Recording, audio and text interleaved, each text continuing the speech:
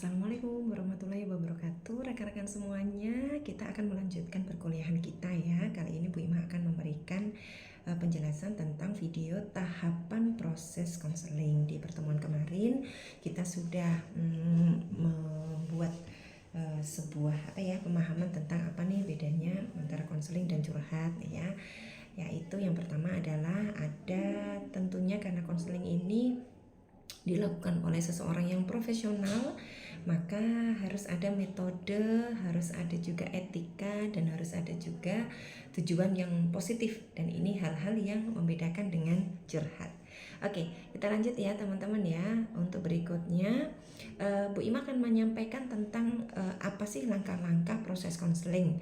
Yang pertama adalah ada tahap pertama, kemudian tahap kedua, dan tahap ketiga. Jadi tahap pertama ini kita akan mendefinisikan masalah sebelum kita lanjut ke ibarat kayak orang masak tuh, kita tuh tahap pertama tuh masih nentuin gitu, aku mau masak apa ya hari ini. Jadi kalau di konseling tuh ini sebetulnya masalahnya kira-kira di mana ya, masalah pacar kah, masalah orang tua kah, masalah dosen kah, atau masalah ekonomi kah. Nah, jadi ada judulnya gitu, kira-kira kayaknya ini masalahnya apa. Kemudian yang nomor 2 adalah tahap pertengahan atau tahap kerja. Kalau di dunia orang masak mungkin pada saat kita lagi goreng bumbu, kemudian masukin sayurnya. Nah, di sini tuh kalau di konseling tuh kita ngobrol bener. Jadi pakai teknik ya. Nanti kira-kira apakah orang ini belum mampu berbicara banyak. Jadi kita perlu pancing nih orangnya untuk supaya dia berbicara banyak, ataukah mungkin ada hal-hal yang kontradiktif yang terjadi pada klien sehingga kita perlu menanyakan ulang misalnya. Jadi ada teknik-teknik micro counseling yang akan dipakai. Kemudian juga di tahap ketiga, tahap akhir. Nah, ini nih penentuan keputusan untuk bertindak gitu ya. Kalau misalkan di dalam sesi masak tadi udah dimasukin bumbunya dan sebagainya. Kemudian tahap terakhir itu tahap menyajikan gitu ya, bahasanya kayak plating gitu ya.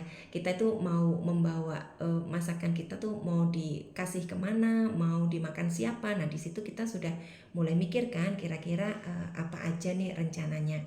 Dan tahap ketiga akhir penentuan keputusan ini tentunya kita sepakat ya, yang menentukan segala sesuatunya keputusan itu adalah konseli. Kita sebagai konselor hanya memberikan semacam kesempatan untuk klien bereksplorasi, klien juga menemukan masalahnya, seperti pengertiannya ya, klien juga menemukan strategi atau cara yang lebih cerdas begitu sesuai dengan masalah apa yang dia harus hadapi. Oke, selanjutnya kemudian hal-hal penting sebelum tahapan konseling dimulai, yaitu yang paling penting banget adalah rapo. Rapo ini adalah bagaimana seseorang klien itu merasa nyaman gitu ya. Sebelum segala sesuatunya sampai akhir, klien itu nyaman dulu ke kita, klien itu merasa aman, nyaman dan aman, sehingga klien itu bisa menjelaskan masalah-masalah atau keprihatinan yang dimiliki. Kemudian juga dia punya niat konseling yang lebih besar gitu kan. Jadi di sini tujuannya selain klien merasa nyaman, aman, klien itu bisa menggali kebutuhannya sendiri, kemudian juga kita sambil membuat dia semakin mampu explore gitu ya, sehingga sampai klien tuh merasa penting bahwa aku harus memulihkan diriku gitu kan, aku harus menyelesaikan masalahku, jadi aku punya komitmen nih. Nah, tetapi semuanya itu dimulai dengan rapo tadi. Nah, kondisi konseling yang baik itu adalah ditentukan oleh beberapa situasi. Yang pertama adalah kepribadian konselornya sendiri, kemudian juga keterampilan sosial konselor itu sendiri, dan juga sikap klien atau sikap mahasiswa, kalau ini misalkan kliennya mahasiswa ya, terhadap konselor itu sendiri. Sehingga tujuannya apa? Ada tercipta suasana yang hangat dan menyenangkan. Kemudian juga ada rasa aman, rasa bersahabat, sehingga kalau sudah orang gimana sih, kalau orang sudah nyaman cerita kan, jadi cerita-cerita yang awalnya kayak disimpan gitu ya, disimpan, masih sungkan-sungkan mau cerita, masih nggak enak. Nah, dia bisa lebih terbuka dengan konselornya. Kemudian juga beberapa klien datang itu dalam posisi yang masih takut-takut gitu ya. Aku tuh penting nggak sih datang ke psikolog? Aku tuh penting nggak sih datang ke konselor? Jangan-jangan aku masih bisa? Jangan-jangan aku tuh lemah? Jangan-jangan aku tuh sebetulnya masih bisa nyelesain masalahku sendiri? Jangan-jangan aku tuh nanti rugi waktu, rugi biaya dan sebagainya ya. Nah, beberapa klien, beberapa konseli itu memang perasaan-perasaan itu wajar muncul ya. Jadi kayak maju mundur gitu loh, mau memulihkan diri itu maju mundur. Nah, dengan rapo yang baik, si konselor akan menguatkan gitu ya pada si klien bahwa pilihan ketika seseorang tidak baik-baik saja dan ingin memulihkan dirinya itu adalah pilihan yang paling tepat, pilihan yang paling dibutuhkan oleh mental atau fisik si klien itu sendiri. Jadi harus mengucapkan terima kasih nih pada Tuhan gitu ya, memberikan kesempatan untuk muncul insight ke kita bahwa kita butuh bantuan, sehingga kalau sudah begitu kita jadi kayak siap untuk menyelesaikan masalah kita ya. Oke, selanjutnya adalah kalau misalkan rapo kita bagus gitu kan, ya tentunya kita bisa membayangkan ya suasana konseling pasti nyaman. Jadi apa sih rapo itu? Suatu iklim psikologis yang positif, yang ada kehangatan, ada penerimaan. Mahasiswa atau klien tuh nggak merasa terancam gitu loh, nggak merasa kayak diintimidasi, nggak merasa kayak diinterogasi gitu ya, nggak merasa ketakutan. Tujuannya adalah nyaman dan aman ya. Kemudian bagaimana nih hal-hal yang mempengaruhi pembentukan rapo seseorang? Yang pertama tentunya adalah kepribadian konselor sendiri. Jadi teman-teman itu yang memilih karirnya sebagai konselor, memilih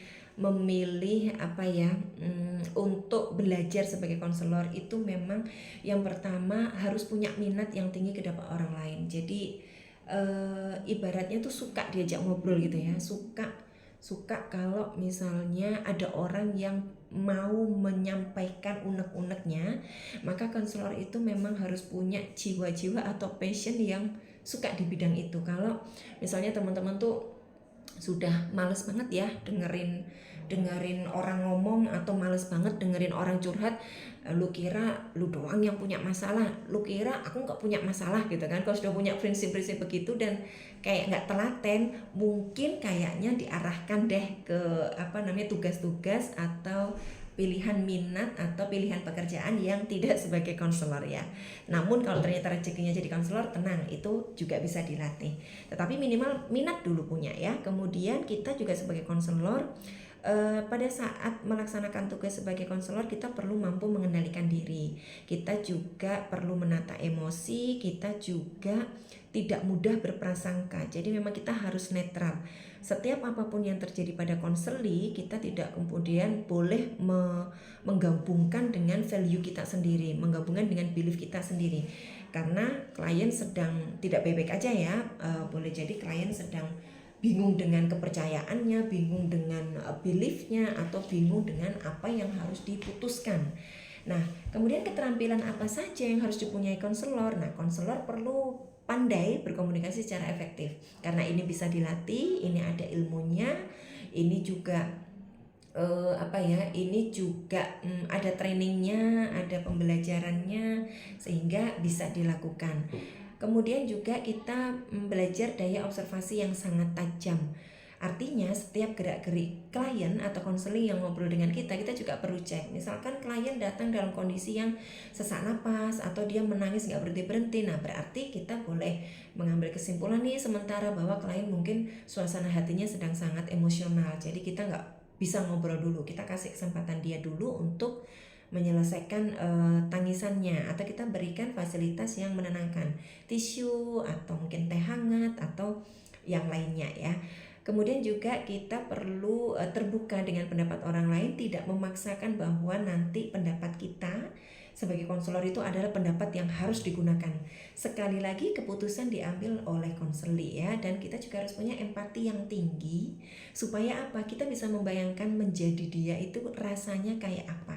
Jadi kita ibaratnya itu kayak nggak memaksakan untuk orang itu selalu move on, selalu harus kuat, selalu harus bisa selesai masalahnya, karena ya kita kebayang aja kalau misalkan jadi anak dari orang tua yang KDRT, jadi pacar dari pasangannya yang toksik misalkan, bahkan sudah terjadi kekerasan, ini nggak mudah ya untuk kemudian tiba-tiba diminta move on begitu. Jadi kita perlu empati juga, membayangkan, merasakan apa yang dia rasakan. Kemudian juga mampu mengidentifikasi masalah psikologi, sosial, dan budaya. Hal-hal yang mungkin terjadi secara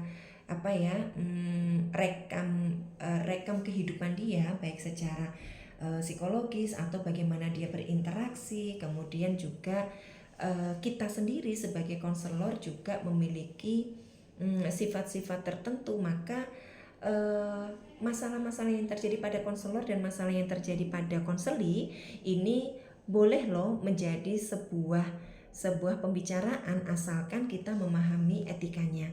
Jadi masalah di sini boleh masalah konselornya, boleh masalah konselinya, tapi ini terkait dengan keseharian, terkait dengan mungkin norma yang kita anut. Jadi si konselor itu boleh mendiskusikan, misalnya kayak begini, misalnya bagaimana sih biasanya Anda diasuh di keluarga, menurutmu, menurut Anda gitu ya, apakah orang tua ini memegang norma-norma agama dengan sangat kuat, ataukah memegang nilai-nilai budaya yang sangat erat. Nah itu boleh kita tanyakan, dan kita pun sendiri sebetulnya juga punya value ya yang boleh didiskusikan juga. Misalkan kalau kami biasanya itu kalau lebaran itu karena keluarga kita dekat-dekat, maka hari pertama kita harus sungkem nih ke semua mbah-mbah gitu kan. Nah kalau budaya di keluarga Anda kayak apa? Nah itu boleh ya. Kemudian juga tentunya kualitas interaksi antara konselor dan konseli ya, atau dalam hal ini contohnya adalah mahasiswa, dan juga kemudian terakhir adalah faktor situasional. Faktor situasional itu adalah tempat dan sebagainya. Kemudian pertama kita masuk di tahap awal ya, mendefinisikan masalah. Tadi kita sudah membahas. Nah, tahapan berikutnya setelah ini Bu Ima akan menerangkan dalam rekaman yang berikutnya. Jadi bersambung ya teman-teman ya. Nanti silakan didengarkan kembali rekamannya untuk lanjutan di tahap 1, tahap 2, dan tahap 3. Untuk kali ini Bu Ima tutup dulu. Terima kasih. Wassalamualaikum warahmatullahi wabarakatuh.